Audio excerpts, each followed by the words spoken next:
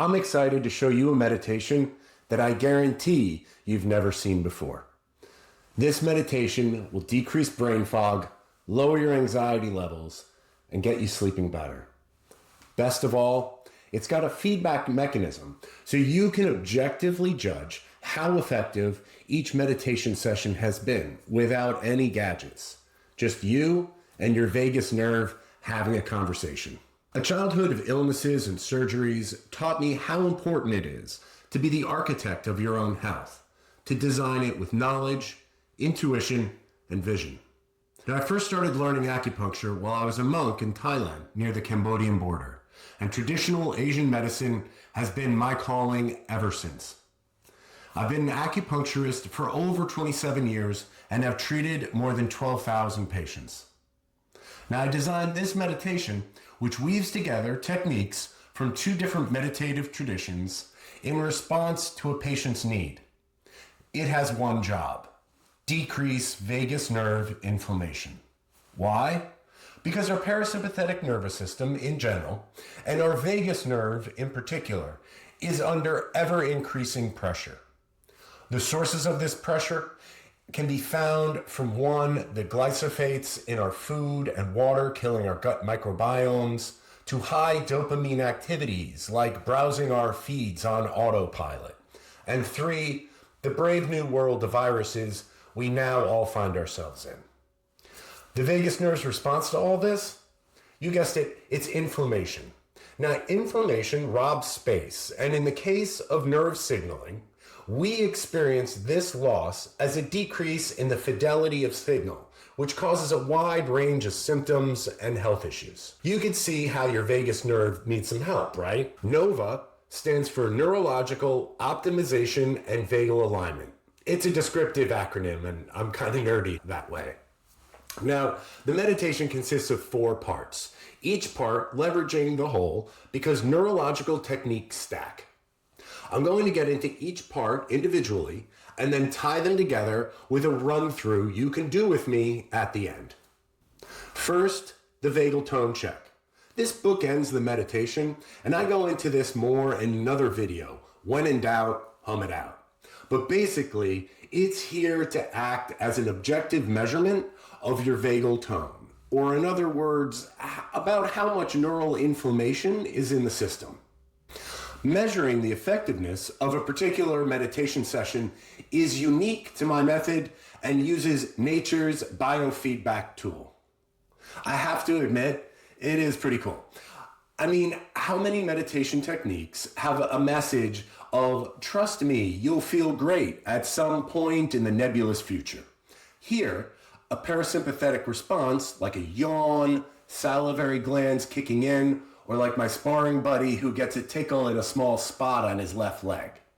These are all signs that your vagus nerve received the signal from your eye movement, tapping, and humming, and is now sending back a parasympathetic response. Think of it as a radio check. So we begin with our head straight, eyes looking all the way to one side, tapping our sternum while we take a deep breath and hum on the exhale. That's the, can you hear me, to the vagus nerve. We then start timing the response, keeping the tapping, repeating the long, deep breaths in, and humming on the exhale until we get an autonomic response back. Like I mentioned, a yawn, a tickle, a salivary reaction. That's the, I hear you loud and clear, from your vagus nerve. Now, having gotten our baseline for the vagal response time, we start the actual meditation with the Synchronize and Settle stage. This segment is from the Daoist meditative tradition. Now, it is a little weird, but it's been used for thousands of years as a way for you to switch gears from the day-to-day activity to meditation, or in the words of Professor Joseph Campbell, from the mundane to the supramundane. That's what I mean by synchronization. We are syncing our intent with our state of mind.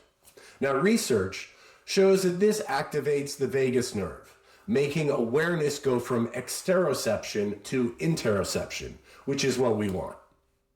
That's what I mean by settle, to the settle inwardly. As we're taking in slow, full inhale, we gently clack our teeth together and visualize a sour lemon to stimulate our salivary response. At the top of our breath, we tilt our heads back slightly and mindfully swallow the saliva that's collected in our mouth. As we exhale, the visualization changes to following our saliva down internally as if it was going down in a straight line, the center of our body, to our lower abdomen. The Daoists call the saliva produced this way health boosting and called it jade nectar. And research is now showing saliva's qualities actually change according to neurotransmitter signals. So that's one sync and settle cycle. And you can do this a few times if you wish, but more than that, it sort of loses its oomph. Now, the harmonics are next, and this is the fun part. We'll be humming in low, medium, and high tones, along with corresponding visualizations. The exact tone you hum is specific to your personal range. So we're going for the comfortable low of your range, the middle, and the comfortable high of your own personal range. The visualizations are colors and what traditional Asian medicine calls the microcosmic orbit. This is where we follow the breath in a big cycle, breathing up the center of the spine, holding at the top of the head for a count of 2, and then exhaling while visualizing the breath going down the front of the body, down while we're humming the tone of that specific dantian or energy center. Now, if thinking of these places in the center of your lower abdomen, diaphragm, and head as energy hubs is a bit too out there for you, you can also see these as mechanical pivot points or nerve clusters. All three of these conceptualizations are true.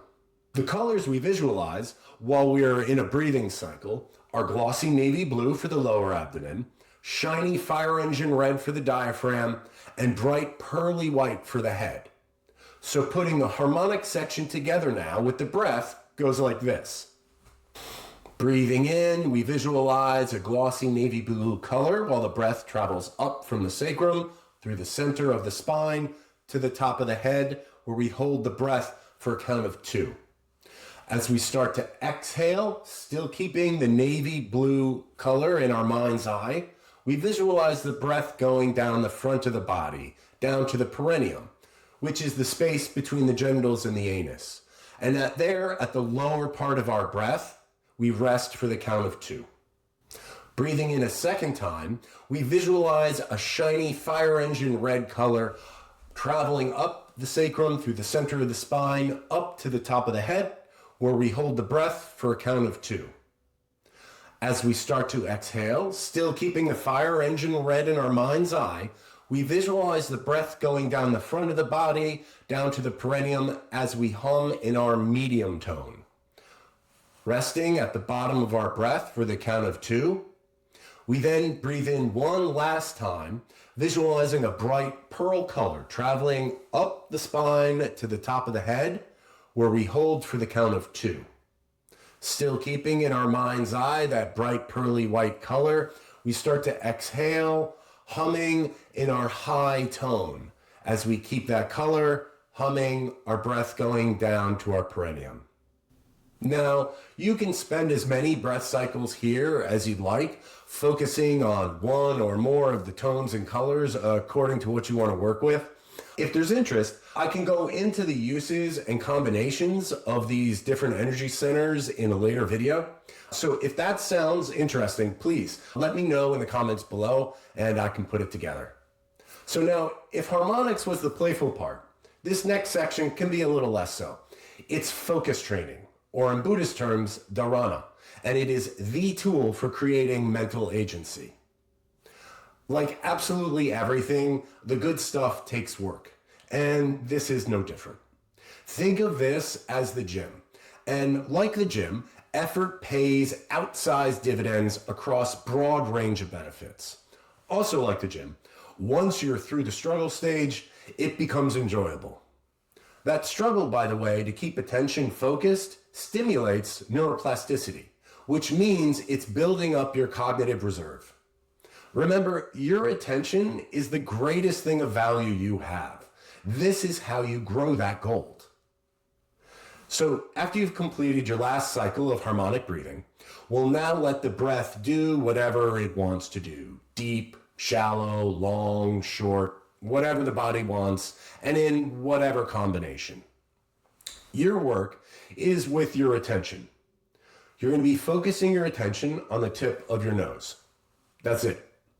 Breathing in and out, all you're doing is tying your consciousness to the tip of your nose. When your attention gets pulled elsewhere, make extra effort to feel the smallest part of the tip of your nose. Rando thought, tip of the nose. What's that noise? Tip of the nose. You do this for 9 or more breaths. So at the start, this should feel a little bit like wrestling a fish, but be gentle with yourself. This is called training for a reason. You'll soon understand the Thai analogy for the everyday consciousness I was taught. Our constant thoughts are like monkeys traveling through the canopy, swinging from one branch to another, our mind one thought to another, without rest, endlessly. But this is how we learn to train our minds, to create true agency, to settle those monkeys in the trees.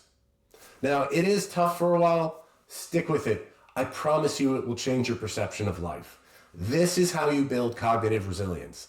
This is how you calm anxiety and an unsettled mind. So once you've done 9 or more breaths, you do the sink and settle stage, the teeth clacking and swallowing section, one last time to store the energy you've built up. That's the end of the meditation part. Now, the final step, the post-meditation vagal tone check. This is the same vagal tone check which we did at the very beginning.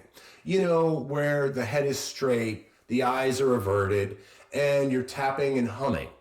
So we do this post-meditation vagal check to compare response times between our signal to the vagus nerve and its autonomic response back, like a yawn, salivary reflex, tickle, some type of involuntary bodily response. The difference between the pre and post meditation times gives us a sense of how much that particular session has helped us in decreasing our vagal inflammation. A shorter response time means better signal fidelity from less inflammation. The improvement in response time is your objective proof of progress. Continue reinforcing this progress and meaningful change will follow. Now, that doesn't mean your symptoms will magically go away in a few sessions, but it does mean you're on the right track. As one monk once taught me when I was feeling particularly frustrated with meditation, he said, meditation results are like getting your pilot's license. You just need to put in the flight time and the license comes in and of itself. So that's it. Play around with it, struggle a little, have fun. Try it, and trust your own vagal response time. That's your vagus nerve talking to you. You may also find that listening and acting from inner knowing makes you feel like you found an old friend. And that friend is worth 20 breaths of your time.